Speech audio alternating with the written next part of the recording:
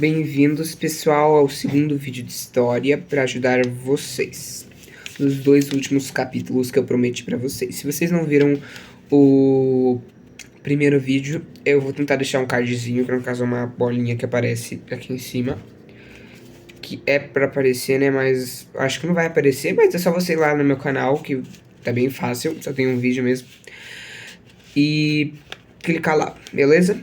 Regência de Dom Pedro de Alcântara. Esse foi o nome dado ao governo de Dom Pedro antes da sua independência. Eu falo do governo de Dom Pedro do Brasil, eu falo. As cortes queriam a volta do príncipe regente a Portugal. Mas, agora um nome bem importante. Tudo é importante da regência de Dom Pedro de Alcântara. Mas José Bonifácio de Andrada articulou com vários políticos a permanência de Dom Pedro. Ele fez um abaixo-assinado e depois até virou conselheiro da sua esposa e de Dom Pedro por si só. A sua esposa de Dom Pedro não é a sua, a Dom Pedro foi a Dona Leopoldina da Áustria. É bem importante tudo, lembrando, tudo é importante que eu falar agora. Ela redige a Carta da Independência. Redige não tem como escrever com outra palavra, é redige mesmo, a história fala assim. Dom Pedro acatou com um abaixo-assinado e ficou. A data ficou conhecida como Dia do Fico, que eu acho que é 7 de janeiro, por aí. Bem importante tudo que eu falei sobre José Bonifácio de Andrada, que ele fez um abaixo-assinado que articulou com vários políticos a permanência de Dom Pedro. A data não é importante, porque até que eu não sei, senão eu já estaria anotado aqui. Mas ficou legal, tem que saber que foi no Dia do Fico que ele ficou. Entendido, galerinha? Independência do Brasil. Dom Pedro ergueu a espada e disse: independência ou morte. Foi essa data importante, tá, galera? 7 de setembro de 1822, no Riacho Ipiranga, em São Paulo. Foi sua última decisão como príncipe regente. Aliás, ele viraria rei depois que o Brasil ficou independente. O Brasil independente tem 3 pontos sobre tudo isso. Que o regime monárquico foi mantido, porque Dom Pedro I virou rei depois disso. O primeiro governante do Brasil era estrangeiro, então Dom Pedro I era de Portugal, né? E o Brasil não poderia ser considerado uma nação soberana, porque não tinha reconhecimento interno e externo. Então ele não podia ser considerado uma nação soberana porque não tinha reconhecimento de quem estava dentro do país e quem estava fora. O que vai ser bem importante. Lutas externas. O primeiro país a reconhecer o Brasil como independente foi os Estados Unidos da América. Porque eles acreditavam que todas as regiões tinham que ser independentes, livres e soberbas por si próprios. Portugal só reconheceu o Brasil independente diante de um pagamento de 2 milhões de libras esterlinas e o título de cidadão honorário a Dom João VI.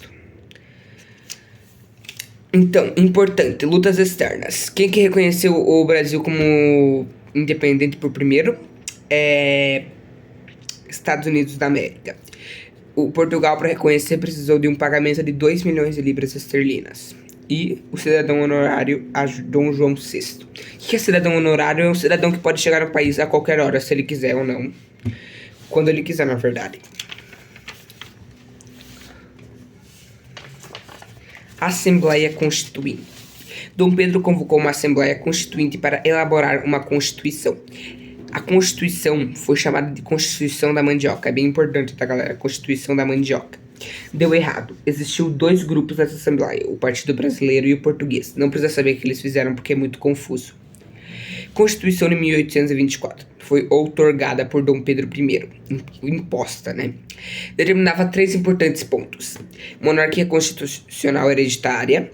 Menores de 25 anos não podiam votar. E divisão do Estado em 4 poderes. Executivo, Legislativo, Judiciário e Moderador. Executivo, Imperador e Ministros do Estado. Legislativo, Assembleia Geral, Judiciário e Juízes. Moderador, Imperador. Joia. Monarquia constitucional hereditária. Menores de 25 não podem votar. E a divisão do Estado em 4 poderes. Isso. Confederação do Equador.